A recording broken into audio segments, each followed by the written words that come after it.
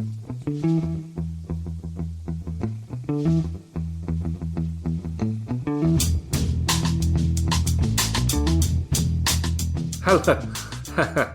Why is there not a 4 on the countdown, Kieran? It goes 5, 3. It confuses me every time. Hello and welcome to The Price of Football. They'll take that bit out. The show that looks at the money behind the beautiful game with me, Kevin Day, and Liverpool University's Kieran Maguire. Kieran, how are you this Saturday morning? We're doing it Saturday morning because you're off on a little jaunt to my favourite country, aren't you? That's right. I'm back to Belgium. I was in Antwerp a few weeks ago, and now I'm going to fit in Brussels and Bruges, and I might, if I'm allowed, buy myself the Belgian away shirt, the Tintin-like shirt, because it's just so cool. We are going to be talking about that shirt on Thursday's news pod. We're supposed to be talking about the England shirt, Kieran, but we'll spend more time talking about that Tintin Belgium away shirt, because that is... I'm not like you, Kieran. I don't rush out to buy shirts. I'm buying that bugger. That's a cracker. Have a lovely time in Brussels and Bruges, Kieran. Bruges is the most beautiful city, but you need to be up at 7 o'clock in the morning before the Americans get out of bed so you can see it properly. It's questions day today, Kieran, but we have a massive news story to start, although appropriately I have a lot of questions about the massive news story. And it's Leicester being charged by the Premier League and their, I think we could say, robust response, threatening legal action. I'm going to be honest about this, Kieran. I've got a handle on the Everton case. I've got a handle on the Forest case. I'm slightly baffled by what's going on with this one, Kieran. So I will have questions. But if you could perhaps talk us through the initial events of this week vis-à-vis Leicester City in the Premier League. Yes, we know that a couple of weeks ago, Leicester City successfully defended themselves in the case of charges brought by the EFL that Leicester should be subject to a business plan, which would potentially force them to have sold some players in the January window, for example, on the grounds that they were not an EFL club on a particular date. We then have had, in the last 7 days, the Premier League saying, well, we're going to put you up on a charge. And this all happened within the space of a couple of hours. We're going to put you up on a charge, A, for breaching the Premier League PSR limit of £105 million over 3 years for the year ended the 30th of June 2023. And then it also appeared to say, we're also going to put you up on a charge for not sending us your accounts by the 31st of December, because that's part of the Premier League rules. And I'm going, well, hold on. Leicester City weren't in the Premier League on the 31st of December. So that seemed a bit strange. So we've got that issue to deal with. At the same time, at 4 o'clock on Friday afternoon, the EFL said, we're imposing a transfer embargo on Leicester City Football Club. And this seems a strange thing to do on the 22nd of March, but it will carry on and it will have potential impact, I guess, on Leicester City going forwards for, once again, a breach of PSR rules. And why were they able to do that? Well, under the EFL rules, you have to submit your accounts to that body by the 1st of March, unlike the Premier League, which is the 31st of December. And here we've got another prime example of having two governing and conflicting boards within football creates inconsistency. And if clubs are in that transitional phase between the Premier League and the EFL, which set of rules do they have to apply with? Is it both? Is it one? Is it neither? So that certainly didn't help. And then, sorry, Ken, can I just stop you there while this thought's in my head?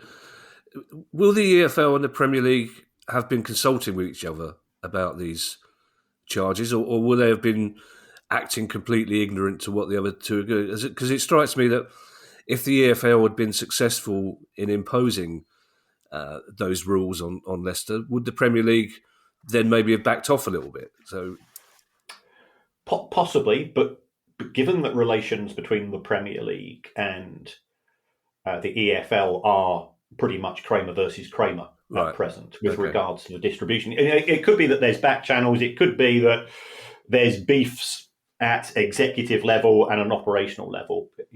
There's more cooperation. So that was that particular issue. And then at 13 minutes past 4, so 13 minutes after the club had been told that you are subject to a transfer embargo, Leicester City announced that they were going to bring charges against both the Premier League and the EFL. Now, I've been in contact with some journalists sort of in the last 24 hours. They think that Nick DeMarco, who acted on behalf of Leicester City in respect of their initial charges against the EFL, they think Nick will be acting on behalf of Leicester in respect of these particular issues. He's just come off. I don't think he's getting a lot of downtime at present, is our Nick. But it looks like he's going to be acting on behalf of Leicester. And I did speak to one of our legal friends, and he's prepared to give me some names. So Tom Murray, and I know Tom very well. Tom's a really good lad. He said we're going to potentially end up with 4 sets of proceedings, 2 of which will come under the Premier League handbook and 2 of which will be guided by the EFL handbook. It looks like they're going to be called arbitral proceedings. And what happens is that there'll be a panel of 3 people who will need to be appointed. Then there'll be a chair who's got 14 days to effectively set the terms of reference and decide how the evidence will be committed. But it could take up to 6 months for a resolution to this. And Tom's also said, whilst these proceedings are separate to the charges brought against Leicester for allegedly breaching the P&S rules, they are intrinsically linked and would therefore need to be considered in tandem, albeit under separate processes. So there could be a sort of a consolidation because we've got what he describes as an overlapping factual matrix. Now, the last time I ever saw anything like a tandem was when I used to watch The Goodies. So, it's going to be complicated. It could be time consuming. And once again, if we've been saying so often recently, it's a huge distraction from what should be an exciting end to the season on the pitch. Now, I think the one thing that we can say with a reasonable degree of certainty is that there won't be a points deduction against Leicester City for this season, because the EFL have said that you're subject to a transfer embargo, and presumably this case is going to take so long that you wouldn't be able to make a decision by the end of the season. So therefore, if you are the side that finishes, let's say that Leicester finish first or second in the Championship and are promoted, the side finishing third would potentially feel aggrieved. It's a mess.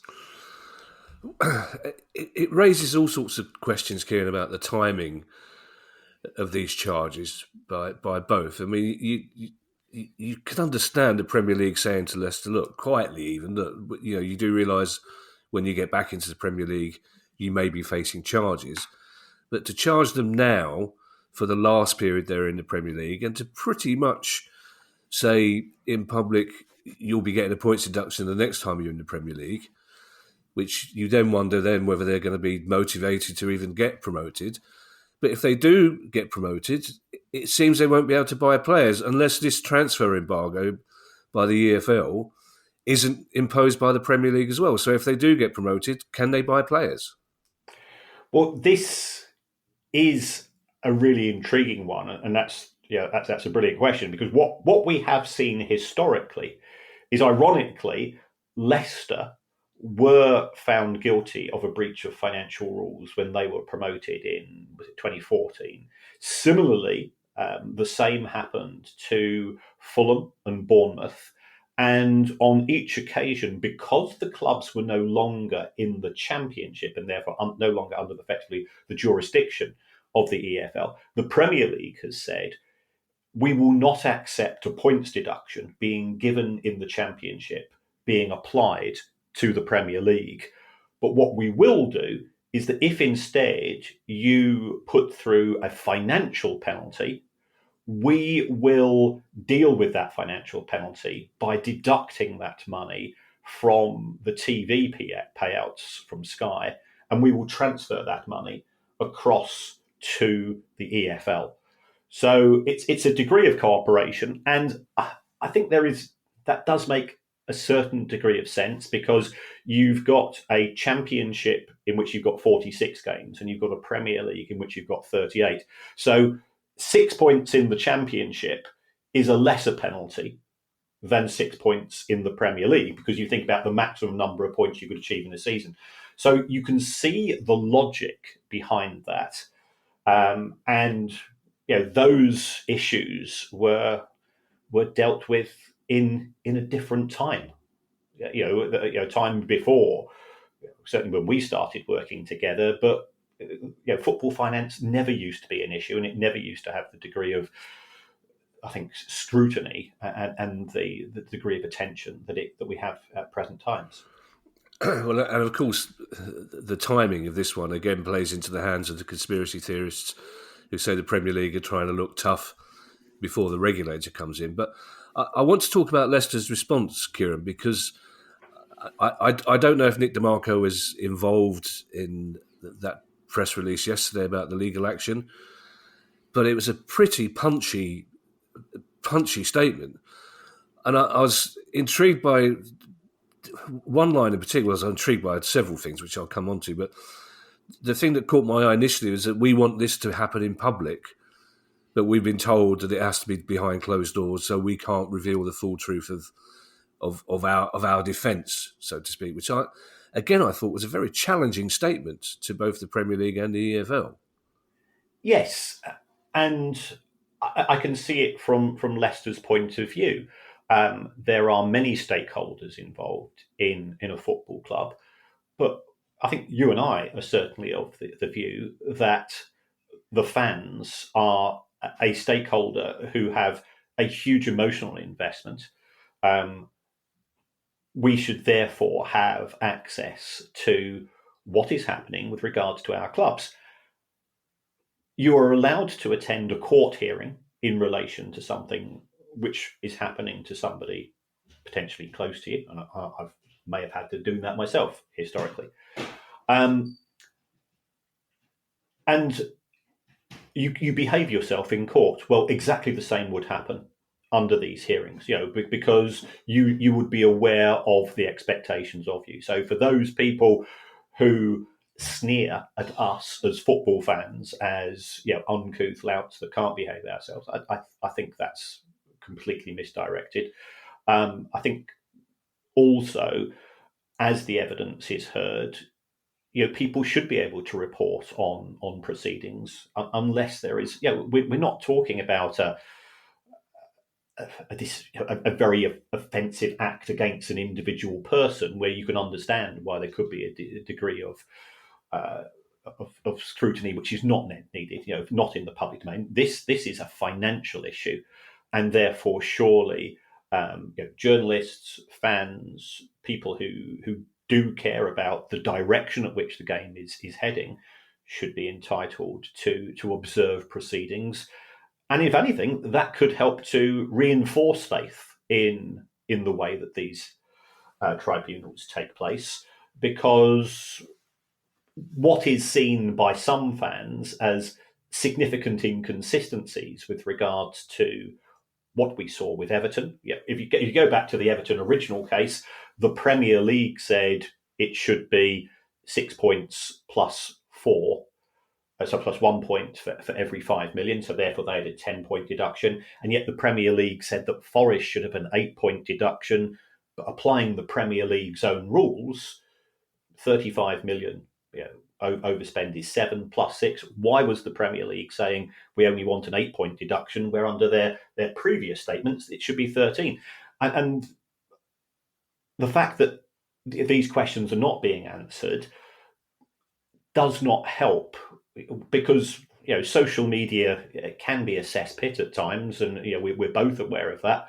But it does it does sort of feed in to this sense of confusion and sense of some theories which are not necessarily grounded in fact, but sometimes you find it difficult to argue against them due to what we're seeing coming out of different appeals and different arbitrations.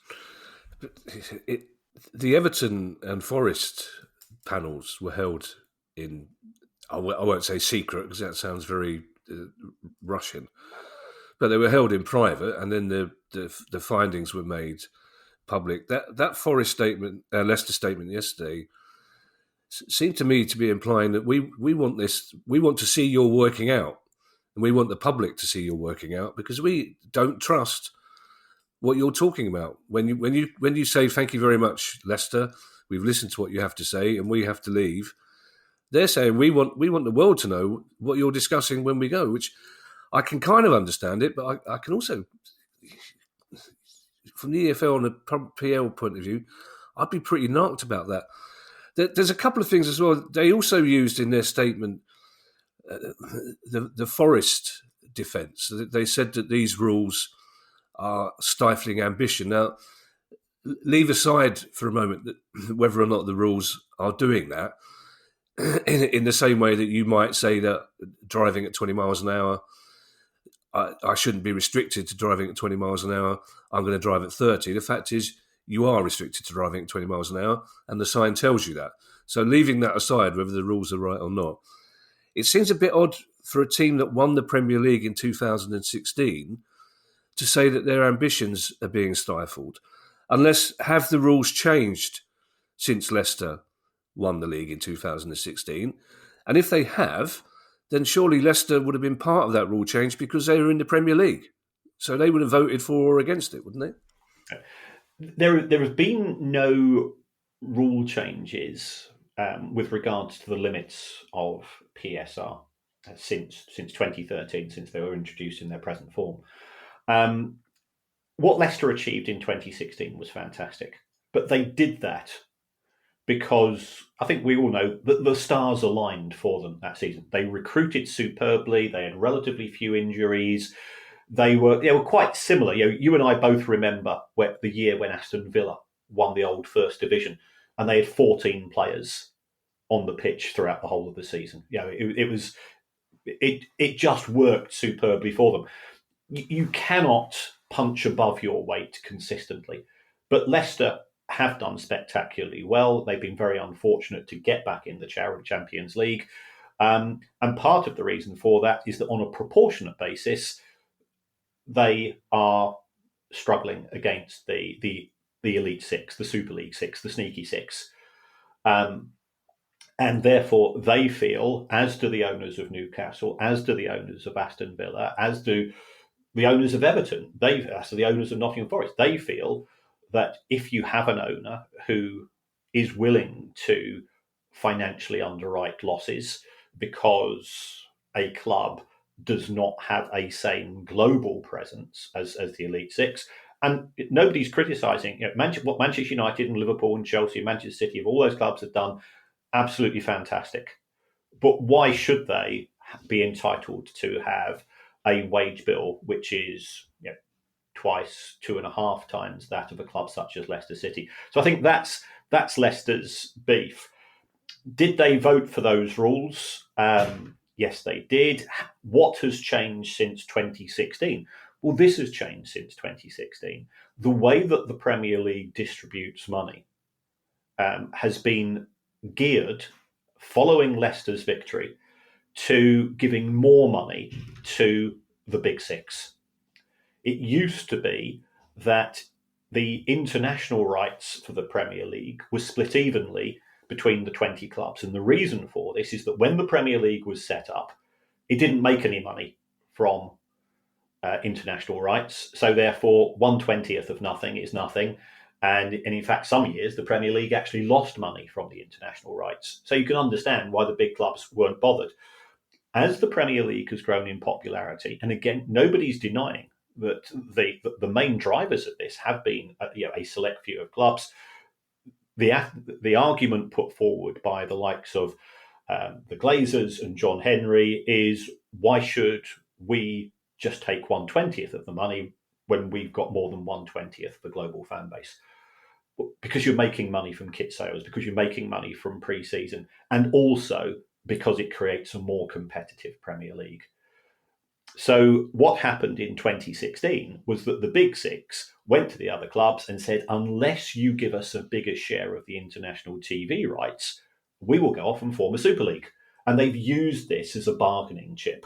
They've used this as a threat against the likes of Leicester, Villa, Palace, Brighton, and so on. And the other clubs caved in because there was this genuine fear prior to the Super League debacle that it was going to manifest itself. So that's been the main change, which has accelerated the gap between those Big Six clubs and the likes of Leicester. You and I can both remember in recent seasons when Leicester have been third or fourth with about 6 or 7 matches to go, and then they've tended to have a poor end to the season. Well, that's a function of the fact that you can't afford to run such a big squad as those clubs above you, because they've got such an advantage in terms of the cost of their squad and the cost of their wage bill, which allows them to invest in more players. Before I ask the next question, Kieran, I'm going to channel my inner father-in-law here, God rest his soul, who was the pedant's pedant, who would like me to point out that at no stage did Aston Villa have 14 players on the pitch, as you clearly implied. They chose from a squad of 14. Yes.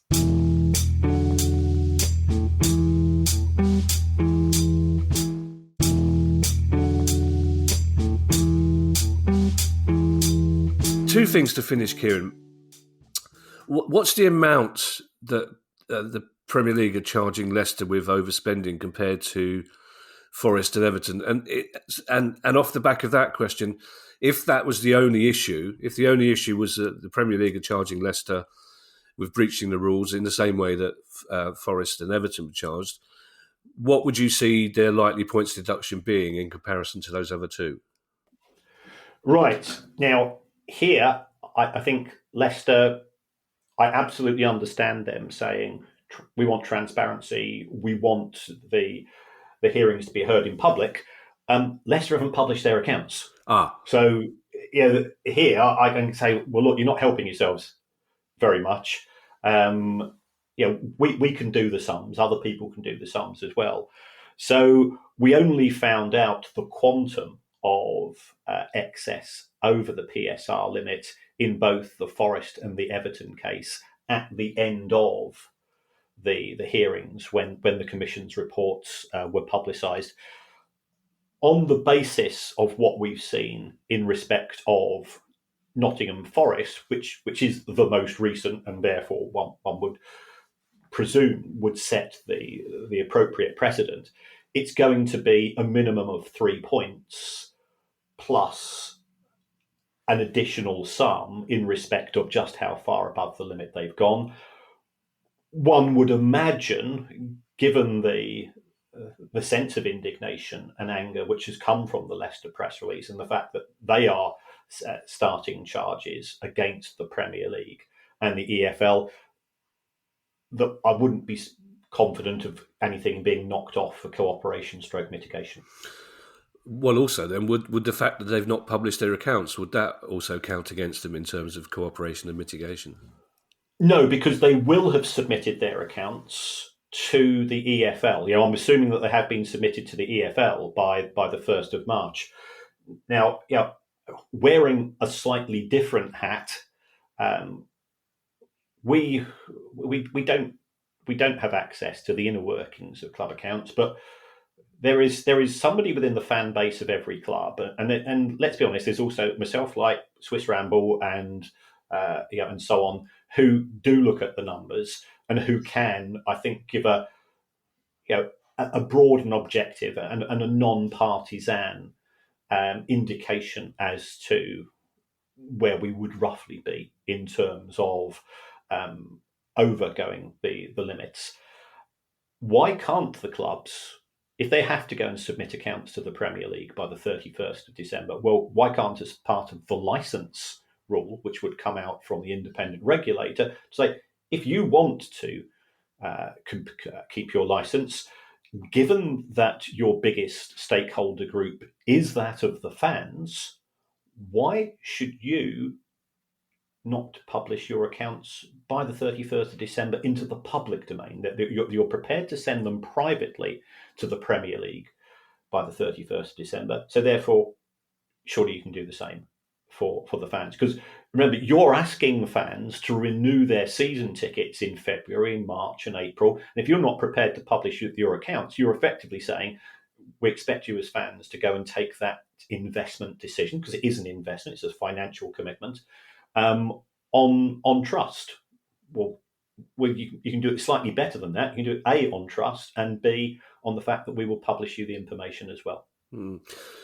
So to close this news story, Kieran, there will be Leicester fans and probably fans of other clubs who have sympathy for Leicester who will be absolutely furious. There will be fans around the rest of the country saying, bang to rights, you've been caught. We haven't broken those rules. You're going to get punished. But whatever view you take, essentially Leicester fans are sitting at home knowing that if they do get promoted, the first 6 months, possibly 8 months of the season, they're going to be a time of great uncertainty because they're going to have this hanging over their head for that length of time. And that's not right. Something... I understand why the Premier League is suddenly saying that these are the rules, you've broken the rules, this is what happens. I also understand those clubs saying, well, hang on a second, this rule breaking has been going on for years and you've done nothing about it. But it's not a good look, is it, for the rest? It's not going to affect the way the Premier League is seen around the world. It won't affect broadcasting deals. But for those of us who love the English football game, it's not a happy time, is it? Absolutely. And you rightly said it creates uncertainty. Waiting for a VAR decision for 3 minutes is too long. Yeah, having to expect to wait 6 months for 3 points or 6 points or whatever it's going to be is equally frustrating. And you can understand why fans are getting fed. Yeah, we are being asked to go and pay more and more money to commit to all parts of the game, which we'll moan about it, but we still will. And perhaps we're getting a bit of a raw deal. Well, thank God Mike Dean's not involved, Kieran, because we'd wait 6 months for the decision and it'd be wrong. It's question time, Kieran. And I did just say we'd come to the end of that news story, but we sort of haven't, because our first question is topical. And it seems, Kieran, we found the secret after 3 years of doing the Questions Pod. We've found the secret of jumping the queue for questions. And that secret is to be a celebrity. Because Max Rushton, who we all love, the TalkSport host, sent a question in straight to the top of the pile. And so I imagine that Max Rushton would have been there at TalkSport Towers with Charlie Baker and Barry Glendinning going, I've got a question here. And those two have gone, well, I don't know. I'm off the clock. I'm not Googling anything. Send it to Price of Football. And Max would have gone, no, because then they'll want us to mention them on TalkSport or interview them. So, but producer guy, old starstruck guy, this question's gone straight to the top. But it is a very good question, I have to say. And Max Rushton says, following on from the Leicester and Forest news this week, why can't PSR timings fit in with the transfer window? Is there a sensible reason why it's June or whenever it was that Forest needed to sell Brennan Johnson by? Yeah, I think this is an intriguing question. And we actually have seen some other clubs try to address this. So at present, Nottingham Forest have a company year end of the 30th of June. Now, they could extend that by a month. So they could have extended it to the 31st of July 2023. And you do that at Companies House. Lots of companies do it. We've seen Liverpool do it. We've seen Manchester City do it. So other clubs have done it historically, extend or shorten. Some clubs did it during COVID as well. And that would have given Nottingham Forest a bit more breathing space to have sold player A, or Brennan Johnson, as he's more commonly known. I think it is. I don't think his partner calls him player A at home, but that could have allowed them to have sold the player during July. And again, looking at the Commission's hearing, part of the argument why wasn't he sold earlier in the year was that he was changing agent, and therefore that was causing complications from the player's perspective. So we have seen this from other clubs. That would be one way of dealing with it. In terms of aligning with the transfer window, you probably remember 3 or 4 seasons ago, we actually brought the transfer window in the Premier League to the start of the season. So therefore, you had to sign all of your players by the time of the first match. So that was effectively aligning it that much closer to the financial year end. And that scheme was abandoned after one season.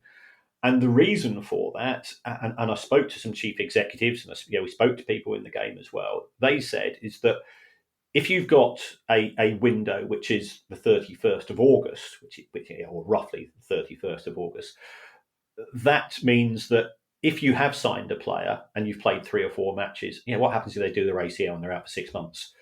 If you are a Palace or a Brighton, then the issue that you have there is that you just spend a lot of money. Well, that means that you've got 34 more games through which you can make an adjustment.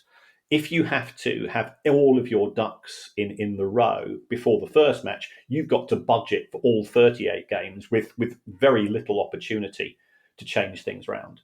So the clubs voted to change those rules. It also meant, of course, that the 1st of August window shutting meant that the Premier League wasn't in alignment with European clubs, which gave them an extra month of buying and selling. So there was this issue to take into consideration.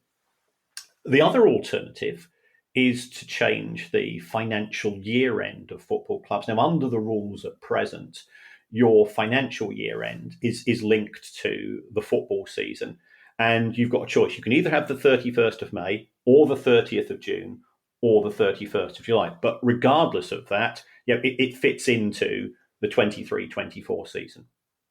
Because the season finishes, third week in May. So whether you have 31st of May or the 30th of June or the 31st of July, it is completely aligned to the season. If we moved the financial year end to the 31st of August, it would mean that you would have, for a club that's promoted or relegated, you would have 10 or 11 months of your accounts relating to 22-23 season, and 1 or 2 months relating to the following season. And things start to get really messy. And also the numbers start to lose any coherence, because a club like Luton probably made as much money in its first month or its first 6 weeks in the Premier League as it did from the whole season for which it was in the Championship. So that, from my point of view, as somebody that sort of looks at the numbers and tries to analyse the numbers to get a feeling for the impact of one season versus another, from analytical, it is not a good. It doesn't really pass the smell test. You could do it though, and to add further complications to that, UEFA are now assessing clubs based on a calendar year rather than a season, and why they're doing that, because from my point of view, you're going to have 6 months worth of your accounts which are unaudited. A creative person could have a lot of fun and games with that unaudited 6 months worth of numbers. There you go, Max. I hope that answers your question. One thing I do know is that a minute in, Charlie Baker and Max Glendinning would have gone to the pub. They would have pretended to listen for a minute. No, we're out of here now. Was that rather pleasing door sound effect, Kieran? Was that Findlay going out or the Baroness coming in to check? No. Because the sun is shining in my office in which we're recording, Findlay has spotted that, and therefore he's opened the door, and he is now sat just at my feet, where the sun is coming through the window, because he is a sun worshipper. Bless him. See, he doesn't know you're going away for the weekend, does he? No. Yeah, if he wouldn't be so happy lying there if he knew that Daddy was going away for the weekend. Oh no, the dog sitter's coming over and she spoils him rotten. Oh. So. Right, Kieran, let's move on to questions from our non-celebrity listeners, although I do have to point out that all our listeners are stars to us. And the first one comes from Kieran Fop. I'm pretty sure this is a club we've never spoken about before, Kieran. And Kieran says, last year my local club, Chorley FC of the National League North, was purchased by a gentleman named Prince Yemoh. Chorley were a club run on a tight budget, playing in a fairly dilapidated ground, but Mr. Yemoh issued a press release detailing his intention to invest in staff, structures and facilities of the club. So far, so good. However, probably as a consequence of listening to the show, my cynicism levels are high. I don't know why, Kieran, because we're not cynical. We're not cynics. And Kieran says that some cursory checks of Mr. Yemoh give me concern. He has no affiliation to the town, and nor is there any evidence of any previous interest in football. Should I be worried? And is the fit and proper person test only applied to league clubs? I'll answer your second question first, Kieran. There is no equivalent of the fit and proper test as such in the National League, which is why there have been a series of scamps and miscreants buying clubs in very recent years. I don't want to say this, but I think, Kieran, your spidey senses have been tingling for reasons which mine might have done the same if I was a Chorley FC fan. If we take a look at their 2022 accounts, which have been lodged at Companies House, the club lost well over £200,000 that season. And those losses were effectively underwritten, as is the case for many clubs under such circumstances with director loans and related party investment. So far, so good. Looking at the accounts, again, the cynic in me would say the accounts look pretty awful. The club is technically insolvent, but technically insolvent isn't necessarily a big issue, provided you've got owners. Chelsea were technically insolvent to a certain extent, but they had Roman Abramovich. So losing money isn't necessarily the issue. Is how are you going to fund those losses? And we then come to Prince Yemoh. Now, the Chorley setup is complicated. And I'm thinking, well, for a club in the sixth tier of English football, why do you need a complicated setup? So you've got Chorley Football Club Limited, and then that is controlled by a company called Chorley Sporting Club Limited. Well, that's okay to have one parent company. But then the new owner came in with a company called Reset Events Limited. And Reset Events didn't seem to have a lot in terms of its accounts. It was set up very recently. So I've been on Companies House, and Reset Events was dormant in 2022. So, is it just an off-the-shelf company? And you can buy a company, you can set up a company for £100. So just having a corporate structure doesn't mean anything. So it was dormant, and then and the timing of this question is why I'm just a little bit twitchy. 4 days ago, Prince Yemoh ceased to be a director, and he was replaced by 10 different companies, and that just made me feel a little bit uncomfortable. When he bought the club, there was local press releases and so, and he said, we're going to create a buzz about Chorley. Fantastic. I'm high-fiving you. If that's what you're genuinely going to do. I then went on to Companies House to do some more backgrounds about the owner, and the only other place I could find reference to him was a company called Future Capital Investments PLC, but that company was set up in September 2023. So we've got no accounts for that because it's not been in existence for a year.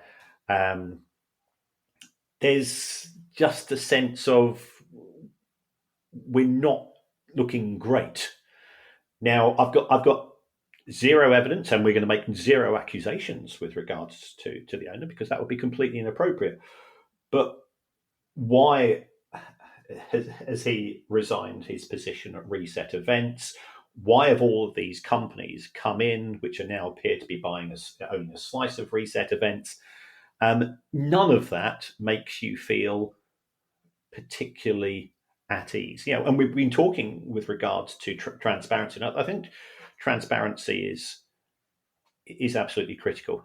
We often say that sunshine is the greatest disinfectant, and certainly from a corporate point of view, and as somebody that comes from an old finance background, shining a light on things is useful. When you shine the light and you're not quite sure what you're seeing in return, you start to become a little bit less comfortable. Some of us hate sunshine, remember, Kieran? Disinfectant or otherwise.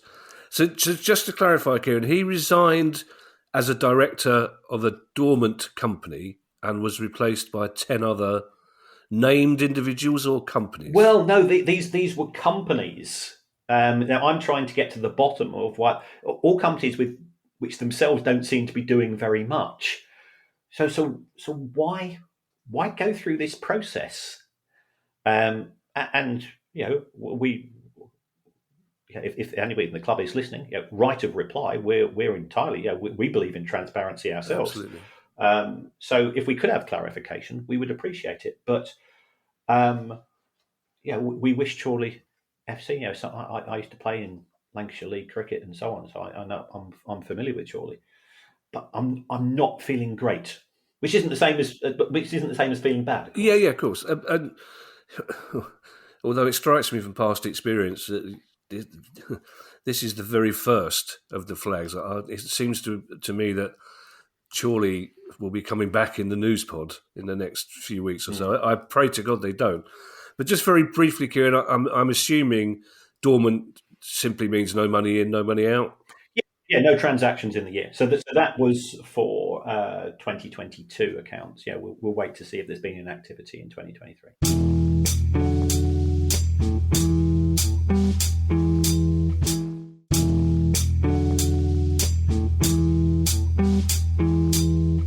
As I said earlier, Kieran, we will on Thursday be talking about the economics of the England kit. We won't get involved in this ludicrous debate about the purple cross on the back of the shirt, but the economics, I'm not emotional at all about the cross on the back of the shirt. The cost of the bugger, I'm very emotional about. But Matt Greenwood has a question about kits, and Matt says, on the final day of the season, I've always wondered why some clubs wear the following season's kit.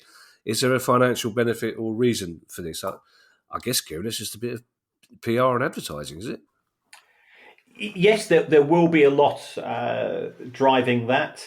If it's a noticeable change, and also to a certain extent, we have seen it at cup finals. And that can be really great, because if the club announces the new kit a week before the cup final, you can have a huge surge in sales. So there is a potential financial boost. Putting on our PSR hat, if you have a kit launch before the 30th of June, that brings in extra money for the club, which, if you are close to the limit, could be beneficial. So there are these.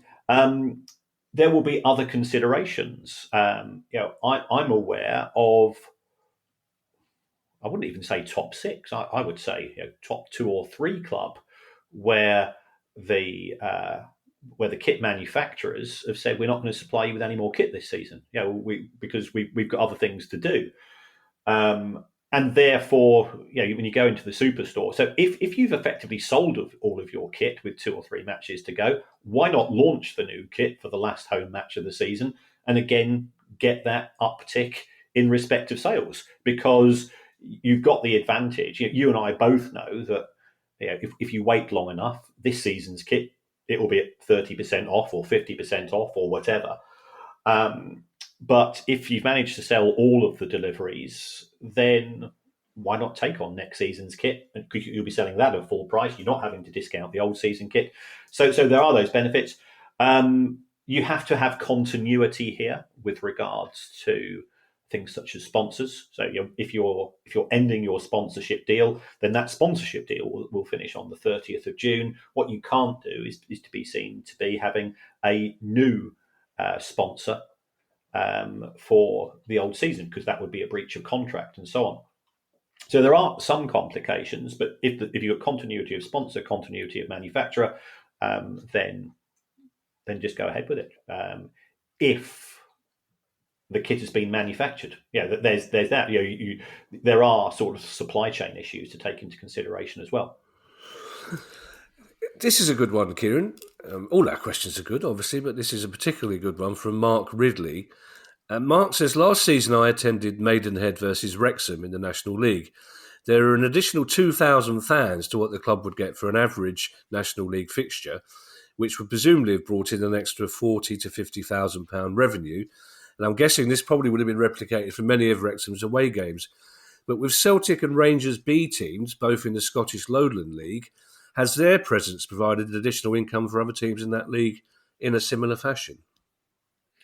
I think this once again is indicative of the size of the pile, because Rangers have withdrawn from the Lowland B League for season 23-24. So when Mark wrote the question, which was it's actually an absolute cracker. What we do now have, I think, Hearts B team has come in, but I think the broad tenure of the question is absolutely a valid one. When Celtic and Rangers B team started off in the Scottish Lowland League, there was an uptick in terms of attendance, which was mainly driven by a curiosity factor. People wanted to see, were we going to see, some Rangers and Celtic stars who were perhaps trying to get rehabilitate themselves following injury and so on. But that initial uptick with regards to attendances tapered off quite quickly. So we now still have Celtic B in the Lowland League. I think they're presently sixth and Hearts are presently second. So they're not walking away with the league. So I think was part of the fear. Rangers, by all accounts, pulled out of the National League because they felt that that there should be a fifth tier of Scottish football, which would allow for some form of acceleration between the leagues with a natural ceiling, of course, as happens in Spain and some other places. I don't think that was voted through. I like the Lowland League because it's one of those. First of all, it's got the civil service strollers, which I think is a fantastic name. Yeah. It's got a couple of universities as well, so it sounds absolutely intriguing. Quite often, we're looking at attendances in the very low hundreds, and those attendances are not being boosted in 23-24 by the existence of the Edinburgh and Glasgow B teams. Scottish football is way ahead of us in terms of names. I mean, English football has got some beautiful names. Aston Villa, Crystal Palace, of course. But for the most part, Scottish football team names just make you go, as a kid, you go, I wonder what that place is like. Bonnyrigg Rose. What a fantastic name. Our next question, Kieran, it comes from Luke Judson, and it's one of those questions that I would say every week I love the most because it's a very simple question, and it's one of those that you think, why haven't I asked that before? And I'm really intrigued to know what the answer to this question is, Kieran. And Luke's question is this: what do huge companies like McDonald's and Coca-Cola, for example, get out of sponsoring football clubs or football events? It's not like they're trying to get their brand out there because everyone knows their brands already. I think that's a cracking question, Kieran, because these hugely well-known global brands are spending a lot of money to put their name to something when we all know about the product anyway. Yes, if you talk to people in marketing, they will tell you that 50% of a big corporation's marketing budget is wasted.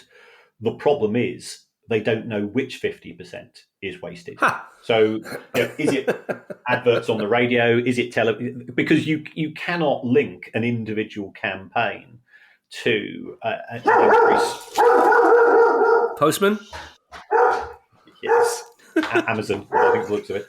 It's like living in a 1970s comic in your house, isn't it? You've got the only dog left in the country that barks at the postman. You've got the only. You're probably. I imagine your postman wears a cap. He actually wears our Kevin wears shorts every day of the year. Does he? He's absolutely brilliant. Yes, yeah. Well, but you see, the reason why it's a 1970s sitcom is Finley is an English setter. He's not a woke dog. A woke dog wouldn't bark at the postman, would he? No, good for you. No, a woke dog would welcome the postman in. Good for you. I don't blame Kevin for not wearing long trousers because Finley's got nothing to grab hold of, then, has he? Yeah. So back to Luke's question. The likes of Coca-Cola and McDonald's, now they don't tend to sponsor football clubs, and there's a reason for that. If they were sponsoring Brighton, you would never buy Coca-Cola, would you? You'd never go to McDonald's. No, that's true. So therefore, they're aware of the tribal nature of being associated with individual clubs, and from a global point of view, that makes them a bit reluctant. What they are very keen to do, however, is to say, how can we guarantee that our brand will be seen by as many eyeballs as possible, especially at times when people will be either consuming food and beverages or thinking of consuming food and beverages, which is, of course, if you're watching the World Cup, if you're watching the Euros and so on. So therefore, they tend to be the senior partners of these competitions on that basis. Because global brands want a global audience, and therefore for a global audience, you want a global event. And there is nothing more global than the FIFA World Cup. We then come to the issue of the nature of their products. And there is, I think we've now reached the stage where we know that there is no such thing as a pure product. Coca-Cola and McDonald's are unhealthy products. It is unhealthy food. It is, anybody that looks at the world or talks to nutritionists, say the part of the reason for the decline in average life attendancies. We've seen that in the United States. We've seen that now start to appear here in the UK, is due to the increase in high-fat, sugar and salt products. Well, Coca-Cola and McDonald's, high-fiving themselves with HFSS products. So there's an element here of sports washing. What you're trying to do is to associate in a subliminal way an unhealthy product with a healthy activity, which is watching elite athletes perform their skills. You will not see, you will not see the England team or the Brazil team tucking into a Happy Meal, will you? Because it goes against the grain. They are monitored on a practically a daily basis with regards to their inputs, with regards to food and sugar and so on, because their health and fat levels are carefully checked, because they are elite athletes. So this is a way of associating a brand for an unhealthy product with an activity which is deemed to be desirable, which is playing sport, healthy activities and so on.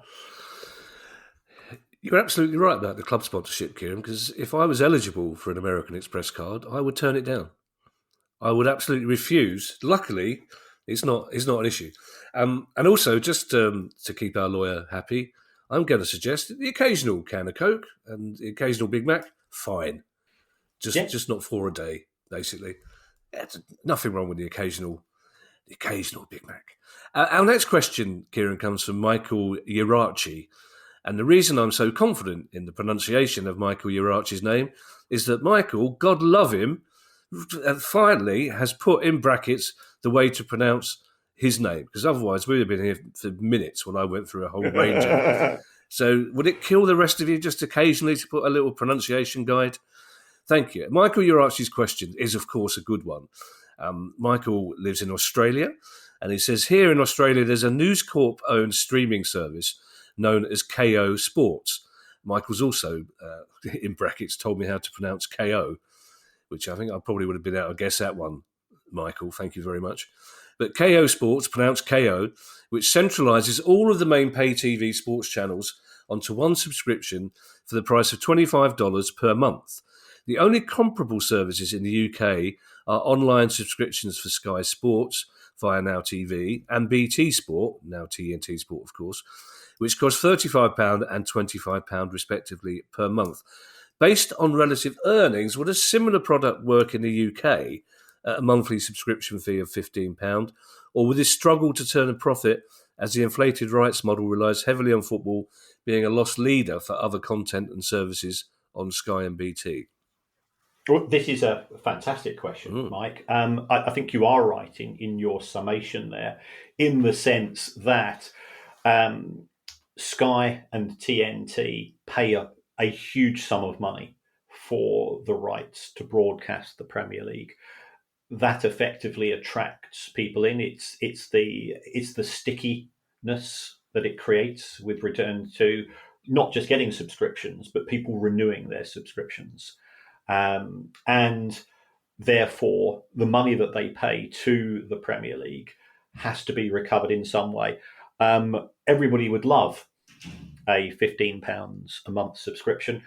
That's not going to happen. This is going to create problems because a lot of people are saying that the prices charged, that they are considerably more. £15 a month is still more than you're paying for your TV license, for example. £35 and £25 a month is more than double. And here we have this issue in terms of pricing of products.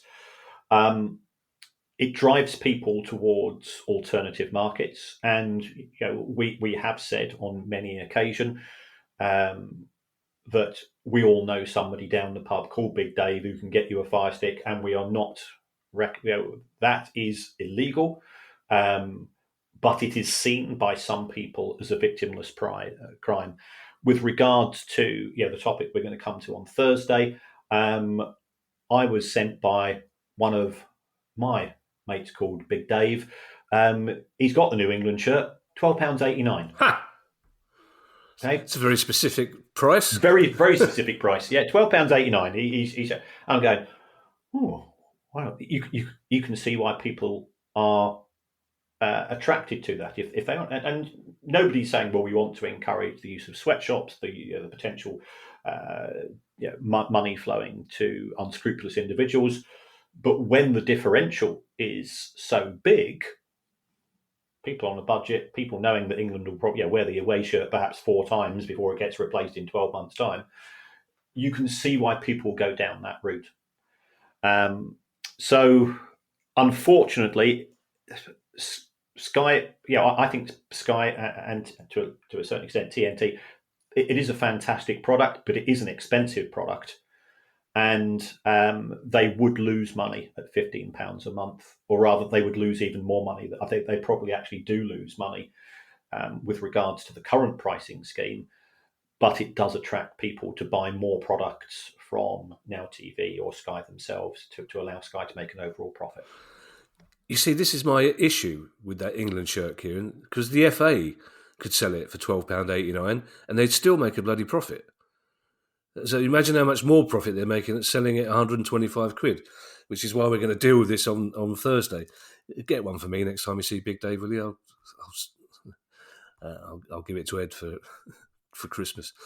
We're getting on for an hour, Kieran, but we still have 3 questions left, but they're very good questions, Kieran, so as long as you're happy to stay for 10 more minutes, I'm happy to stay for 10 more minutes.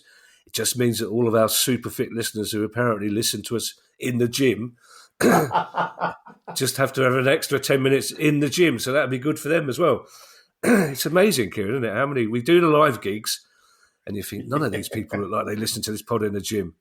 And even the 2 people presenting it don't look like they listen to it in the gym. Walking the dog, I agree. The first question, Kieran, and I'll tell you at the end of this why I'm really interested in the answer. It comes from Roberto Petrucco. And Roberto says, with Sevilla winning the Europa League with Jesus Navas in the team, It got me thinking about when he signed for Manchester City. The same summer, his brother Marco Navas signed for Bury. What a huge coincidence, says Roberto in brackets. It was rumoured that Jesus Navas was homesick. Do you see where this is going, says Roberto in brackets. Yes. Is there anything to stop an agreement between two clubs doing a deal like this? And did anything ever come up about money being passed between the clubs around the time of the deal? The reason I'm intrigued by the answer, Kieran, is that not long after Palace signed Christian Benteke, we also signed his brother, Jonathan, who I believe played for about 25 minutes in a Carabao Cup game. And it was basically, he looked like he was on some kind of Make-A-Wish thing. But so we all know that we signed him to keep Christian happy and have some family around him. Well, that's the theory. So I'm interested in the answer to this one, Kieran. Well, first of all, with regards to Jesus Navas, I think his condition is something which gets completely overlooked in terms of the way that we view footballers. He was unable to go out of his house at one point in time. He was suffering panic attacks. He was unfamiliar with his surroundings when he came to the UK. And we are dealing with young men who are being taken out of their network, out of their family, out of the place that they feel secure, and being dumped elsewhere. And that can have a negative impact on them. So therefore, having family around, I think, is important. We are seeing more and more clubs providing that level of assistance, either through paying for flights for loved ones to come across, sorting out mini communities within the club itself. If you've got 2 or 3 South American players, we make sure that when they first join the club, that works. I'm aware of one very high-profile Premier League club where they just signed 2 Brazilian players, and neither of whom spoke English, and therefore they'd signed. They're looking around, absolutely huge club we're talking about. They're going on their pre-season tour. They just signed before the pre-season tour.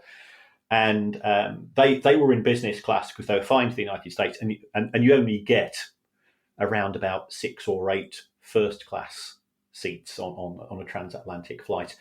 There was another high profile player who spoke Portuguese, and I think we can probably guess who we're talking about.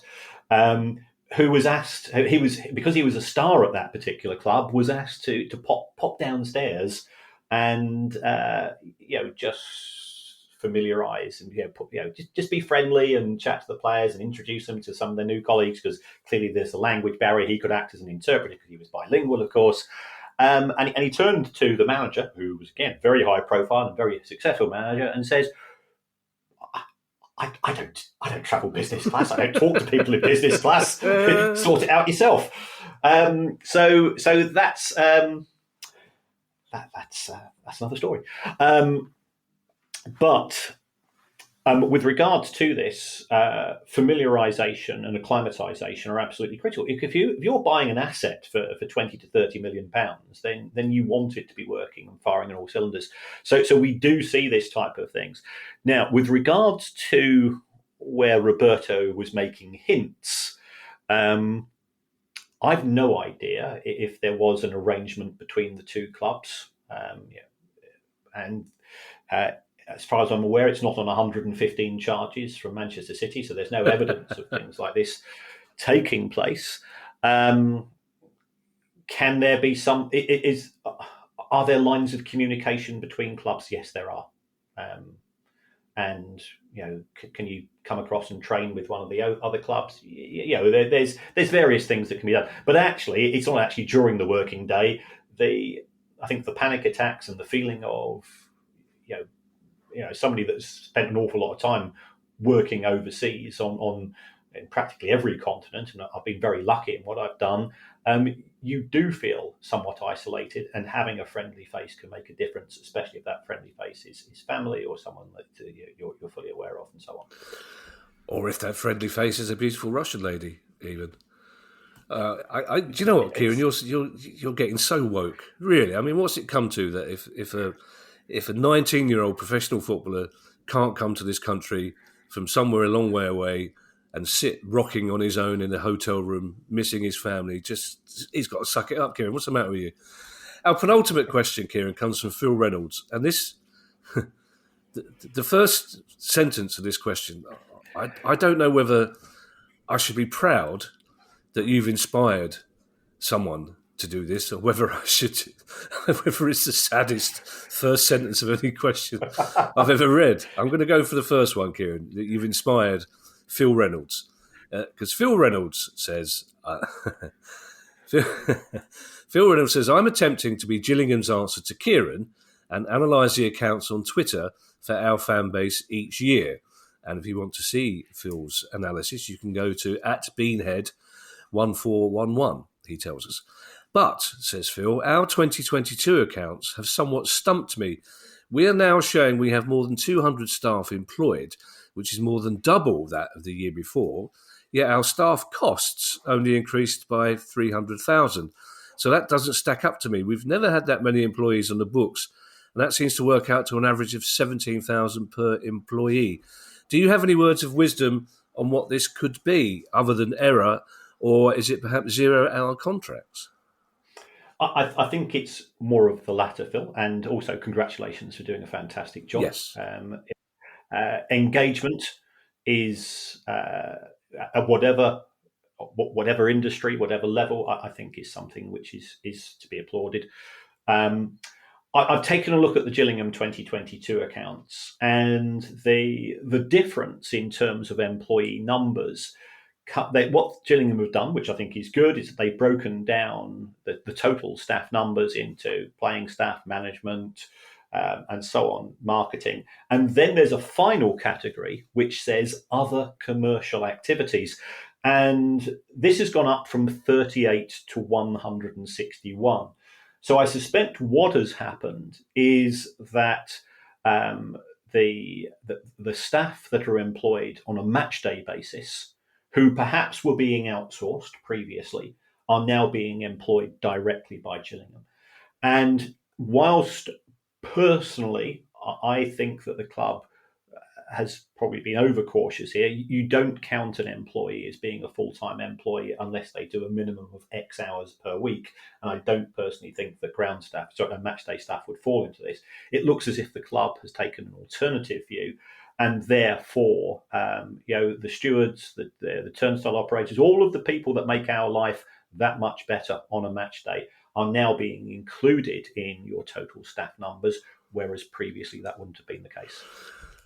Do you know, I think I'm just a bit sulky, Kieran, because no one ever writes in to say I'm attempting to be Gillingham's answer to Kevin and try and make half-hearted attempts to amuse people in a pub and say, I don't know, ask Kieran. Basically. Our final question comes from Dean Gallagher.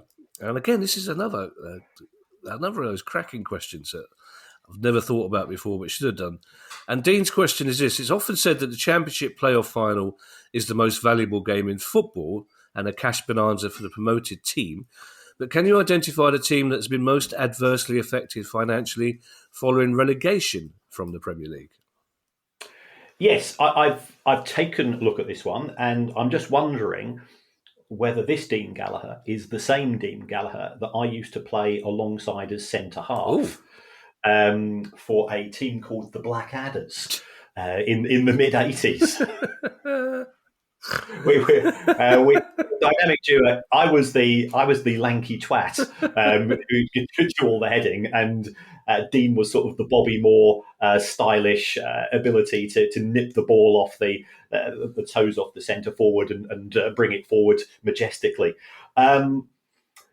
With regards to this, I've taken a look at all of the clubs that have been relegated over the past 10 to 15 years, and the one that I've gone for is Aston Villa being relegated in 2016. And numbers-wise, in terms of revenue, the revenue went down by just £35 million. So not necessarily the most amount, but that is sort of 2 or 3 iterations of the TV deal. But I think there's other ways that we can measure financial effect. And the reason and the thing which really hit me with regards to Villa is that following relegation from the Premier League to the Championship, their employee numbers, and this sort of ties in with what we've just been talking about with Phil, went in the reverse direction.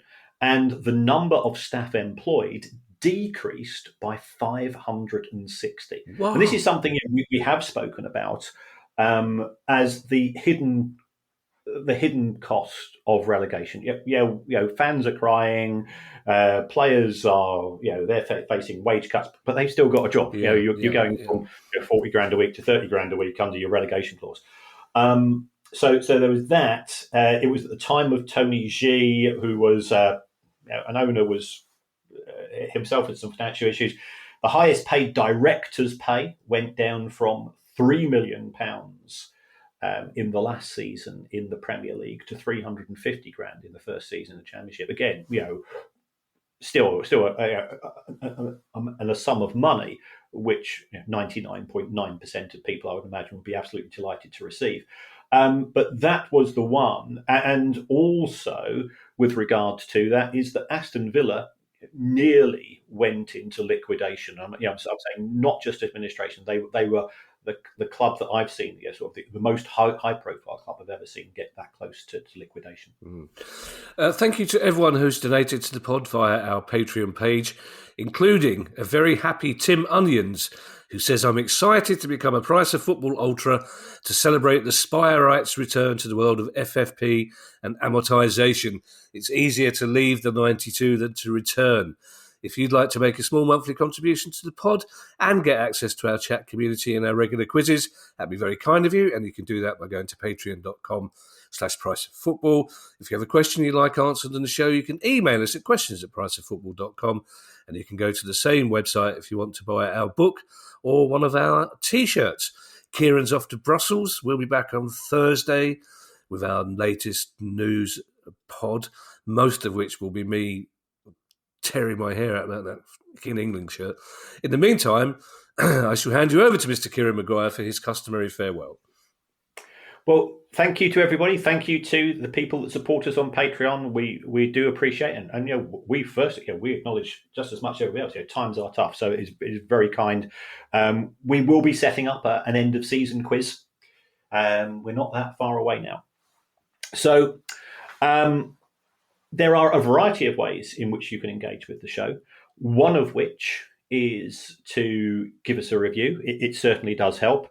Doesn't matter what you say. You can even say you would rather have the show presented by people on the fast lane of the Price of Football. So therefore, Max Rushton and Philip Schofield, they both use the fast lane in different ways, of course. Very good. It's like being back in the I Got News for You. That's Max. Actually, again, that's two in a row that I'd listen to, Max Rushton and Philip Schofield. I mean, he'd be more cheerful than Barry Glendinning for a start off, wouldn't he? Really, that'd be hilarious. Bye, everybody. Bye. The Price of Football.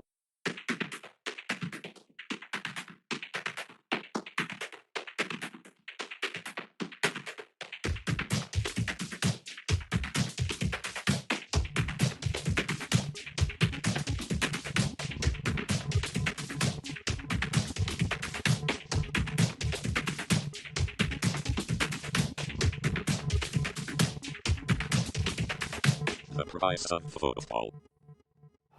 Picture this, the roar of a crowd, the tension building, the electrifying moment your team scores the winning goal. Pure joy, right? But for many football fans, barriers can shut them out of that experience.